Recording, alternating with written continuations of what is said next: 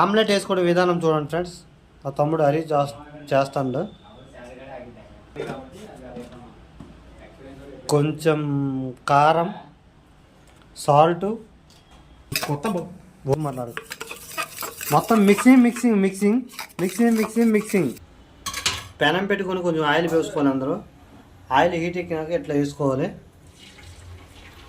చూడండి చాలా డిఫరెంట్గా ఉంటుంది ఆమ్లెట్. చూడండి, చూసారా ఫ్రెండ్స్ ఎట్లా ఉందో. ఆనియన్స్ ఏమి వేయము అందులో, ఓన్లీ ఎగ్ మాత్రం, బాయిల్ ఎగ్. చూసారా తమ్ముడు, చూసారా హరిని.